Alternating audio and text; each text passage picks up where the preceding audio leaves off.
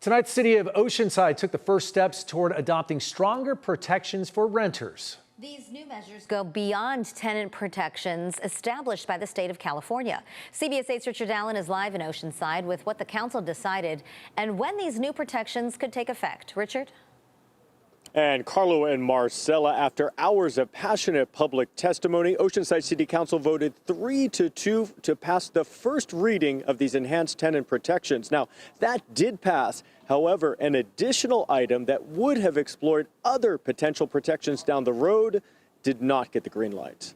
A safe, stable, and affordable place to live isn't just about a roof over our heads. It's about dignity, security, and opportunity. Speaker after speaker took to the podium Wednesday night, sharing their personal experience to make the case for these strengthened tenant protections in the city of Oceanside. Passing this tenant protections ordinance means we're protecting families. Oceanside deserves protections. Oceanside deserves stability. Oceanside deserves to keep its families together. This is homelessness protection.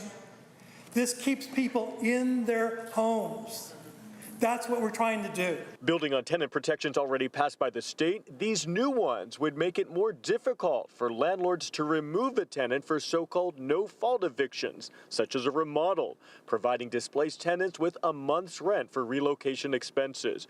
It would also impose stricter rules for what a substantial remodel on a rental unit entails. This new ordinance would also provide access to legal representation for tenants who are facing no-fault evictions and would also require landlords to file eviction notices with the city and to officially notify new tenants of their rights at the time they move in. It's actually a very watered down version of a tenant protection. It's not even what it should be, but it's something. It's something that sends a message. A couple speakers opposed the move, including this mom and pop landlord.